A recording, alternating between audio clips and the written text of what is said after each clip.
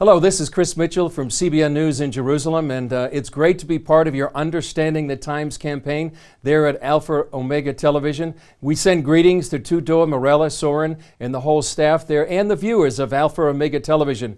It's great to partner with you, and thank you for sharing Jerusalem Dateline on a weekly basis. It's a privilege to put that show together, and we do it in a way that we hope people will understand the times of what's happening in the Middle East. So I'd like to address a number of subjects of what's happening, and the first one is what's happening, the current status in Syria. Right now, things have changed dramatically since President Trump struck a Syrian air base after the Assad regime went ahead and used chemical weapons against their own people and used a number of, killed tragically, a number of women and children. That really set a different tone in the whole Middle East because former U.S. President Obama said that he was going to set a red line, that if the Assad regime used any chemical weapons, there would be a military response. There was no response after the Assad regime crossed that red line. So now it seems that President Trump is really the one to enforce that. And in a sense, you could say there's a new sheriff in town because of what he did. It really has really recalculated the whole relationships between many nations here in the Middle East.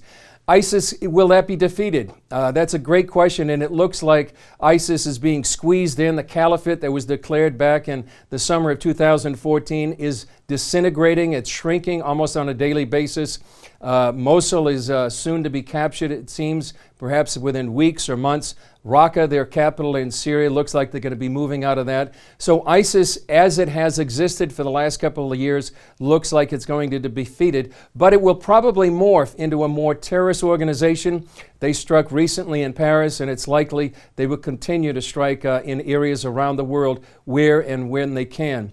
What will happen? How will Syria evolve after the Russian intervention? It really has changed the whole dramatic shift when Russia came in a dramatic way in 2015 to prop up the Assad regime, and that really has concerned a lot of people here in Israel because Russia has a presence in the Middle East like it hasn't had in decades, if maybe hundreds of years. And so this has really changed the dynamic.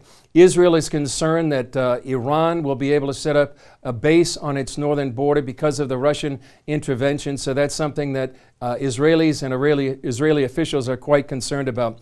And is there a future for Assad? It seems like not in the near time future will you see a future where Assad will be toppled or taken out of power. That could change, but with the Russian influence against supporting the Assad regime, it appears that Assad will be in there for the near future. And some of the other topics you wanted to address, Russia versus the West in the Middle East, and what changes have happened since Trump has been elected, and how is Europe positioned towards the Middle East? Well, one of the big things, as I mentioned, was Trump has really made a recalculation of what's happening here in the Middle East because of that military strike. He really set a red line, and when the Assad regime crossed it, he was willing to use military force. Now that has really changed the calculus between Russia and the United States.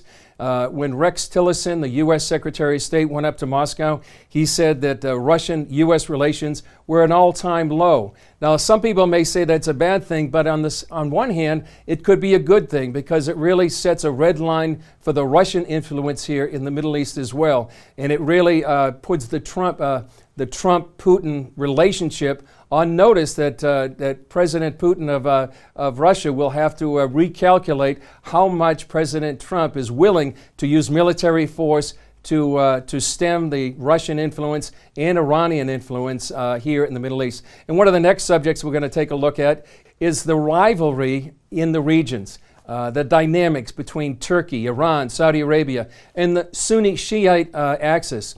I would say that the Sunni-Shiite rivalry in the Middle East is one of the biggest things you have to deal with. And what that means is you have Saudi Arabia, Egypt, and Jordan, the Gulf states as well, on one side because they are Sunni Muslims. On the other side, you have the Shiite axis, which is Iran, Syria, Hezbollah, and they're trying to set up their own hegemony. They're trying to have their influence throughout the Middle East. And what has happened in the past few years with Iran is that they have exerted their influence over Iraq. So much of the Baghdad government is now under the influence of Tehran and the Iranian mullahs.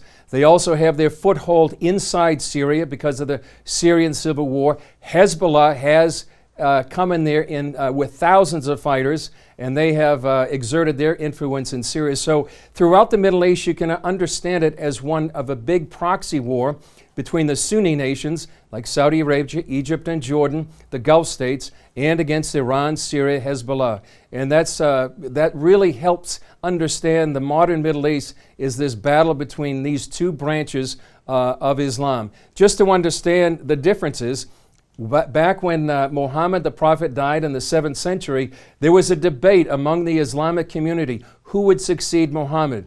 And the Sunnis believed it should come from a qualified candidate in the Islamic community. The Shiites believed it should come from his family lineage. And so ever since then, there's been this rivalry. Sunnis comprise maybe 85% of the Muslim world, Shiites about 15%, and yet there's this animosity between these two factions that has lasted today, and we see that playing out in the Middle East today. One other issue we want to address about understanding the Times campaign is Turkey's evolution in the past year, and where does it seem to be heading? Just in the last few weeks, there's been a referendum allowing President Erdogan to have sweeping new powers. And I think if you see Turkey evolving, it becomes a greater power, a more dictatorial power, with Erdogan getting more and more power.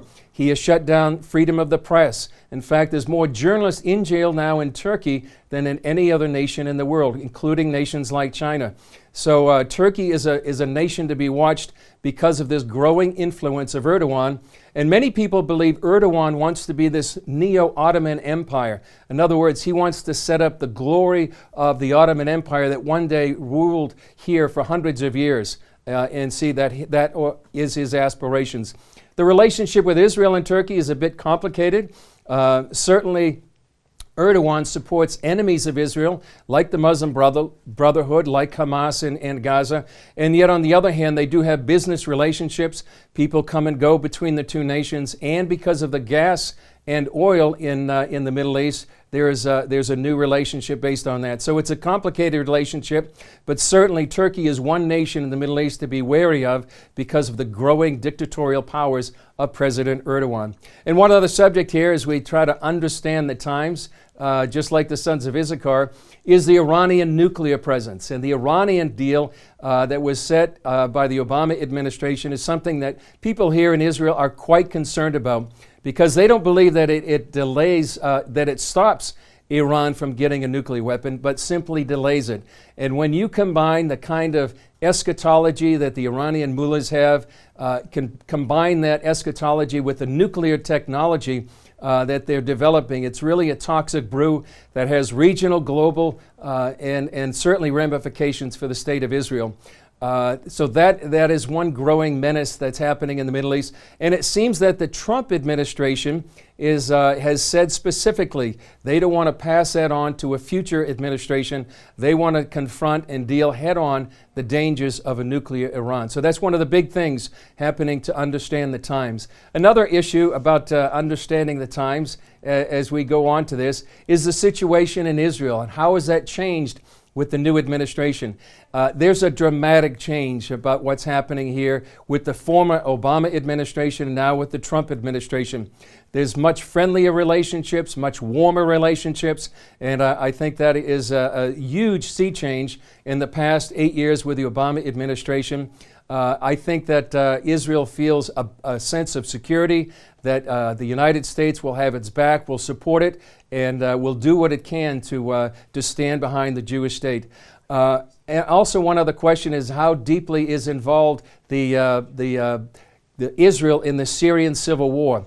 One thing that people may not understand is that Israel has actually helped many Syrian refugees, has helped many of the people that have been wounded and hurt in the Syrian civil war. They have a field hospital on the Israeli side of the border. They bring some of these refugees or wounded combatants into there, and they have to, they take care of them by the thousands. And it's one of the untold or seldom told stories of what's happening with Israel in the Syrian civil war.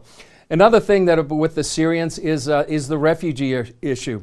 And I think that many people have forgotten, or it's seldom told, that there are literally millions of refugees in Jordan, in Turkey, and Lebanon from the Syrian civil war. And of course, millions of them have fled through Turkey into Europe as well, creating perhaps the biggest refugee crisis since World War II. And the other thing that it's done is brought millions of Muslims into Europe, which is going to create a demographic really situation for many of the European countries that they'll have to deal with for years to come. And I think one of the main things that we are concerned about here, and I'm certainly you there in Alpha Omega Television, is what is happening to the Christians in the Middle East. Tragically, just a few weeks ago on Palm Sunday of this year, there were 2 separate bombings in Egypt, in Tanta and Alexandria. And this was claimed responsibility by ISIS.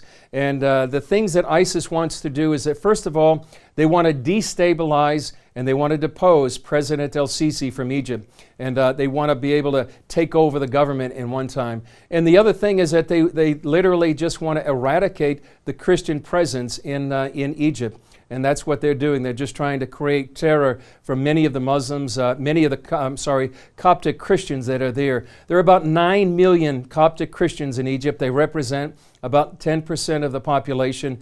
And this is a deliberate attempt to eradicate Christianity inside Egypt. There was a video issued by ISIS in February where they said the Christians were their favorite prey.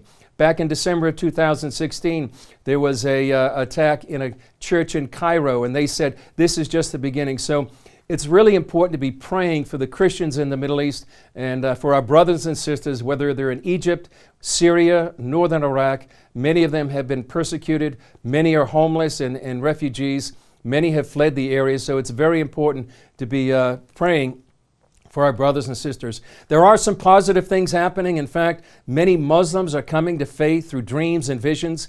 In fact, one missionary said that more Muslims are coming to faith in Jesus Christ than in any other time than the 1400-year history of Islam. So that's one of the positive developments. And then, too, many Christians are just displaying heroic courage in the midst of this persecution. But it's important that us as believers will pray for them, support them, and help them when we can. One other issue about this is many people ask about radical and moderate Muslims and how many radicals are there is Islam a peaceful religion? Well, my understanding after studying this and being here in the Middle East for about 17 years is that Islam itself is not a peaceful religion. Islam seeks to dominate. Islam is a word that means submission. So they have a goal to take over not only different nations in the Middle East, but the region and eventually the world. They want to subjugate Jews, Christians, anybody that doesn't believe in their brand of Islam. However, there are many moderate Muslims who don't believe in this kind of Islam, this kind of domination. Many times in Egypt, for example, they will support and protect their Christian neighbors. But this is, so it's a complicated situation, but my understanding is that Islam itself is not a peaceful religion, but we do find many Muslims that are peaceful. In fact, they may not understand the whole tenets of their own faith. So this is something that we need to pray, that they would see the light, that they would have the gospel of Jesus Christ preached to them. And that's one of the positive things happening here in the Middle East. And one other issue about, as we understand the understanding the times, is what's the forecast? What would you say is going to happen? Well, I think we already is seeing a recalculation, a change in the Middle East because of the Trump administration. That's one of the biggest things that has happened in the past few months. And we're going to see that happening unfolding for the next few years. It is hard to predict what's going to happen in the Middle East, so because the Middle East can be so unpredictable and things can happen when you don't expect it. Many people didn't expect the Arab Spring in 2011. Many people didn't see the coming of ISIS in the summer of 2014. So many times it's hard to predict what will happen, but we can see a few trends. We can see an increased rivalry between Russia and the United States. We can see that the United States is going to be a much forceful confrontation against Iran's nuclear program. We also see that happening in North Korea, and even though that's a long way from the Middle East, there is a strong relationship between Iran's nuclear program and the North Korean nuclear program. So we can see a more robust foreign policy by the Trump administration that's really going to set trends here in the Middle East. For Israel, I think that they're going to try to keep out of the Syrian civil war. They're going to try to keep maintaining the security of their borders and preparing for any future conflicts. They anticipate the possibility of a war with Hezbollah. 10 years ago, or almost 11 years ago now, there was what's called the Second Lebanon War in 2006. And at that time, Hezbollah had maybe 14,000 rockets. Now it's estimated they may have about 10 times that much, 140,000 rockets. So that is a possibility on the future of a future war with Hezbollah. But the main thing I think we as believers there in Romania or here in Jerusalem or around the world is the importance to pray for what's happening here in the region. It makes a difference. The scriptures remind us in Psalm 122:6 to pray for the peace of Jerusalem. And I think that's one of the main things that we can do as believers is to do two things. As you are doing with this Understanding the Times campaign, is to understand the times like the sons of Issachar did, to be informed and to have an insight into what's happening, and then so that can inform our prayers. And so I want to pray with you right now about that. So Lord, I just thank you for this campaign to Understand the Times by Alpha Omega Television, that you would grant them the wisdom that they need, the understanding they need, the insight they need for the times that we're living in. Give them increased exposure. I pray for increased viewership, increased influence there in Romania and throughout the region, and wisdom upon Tudor, Marielle, Soran, everybody on the staff and team. Give them the wisdom and provide for them the resources they need to take the good news in their region. And we just pray for your protection on them, your provision on them, and we just thank you for them, Father, for what they do in Jesus' name. And so I just want to end with some greetings from Jerusalem, and just want to thank you again for airing Jerusalem Dateline. Thank you for the partnership we have, and we just want to send greetings to all the viewers of Alpha Omega Television and to all the staff there at Alpha Omega Television. And we want to say continue to seek the Lord, continue to seek to understand the times, and we want to say God bless you and blessings and shalom from Jerusalem.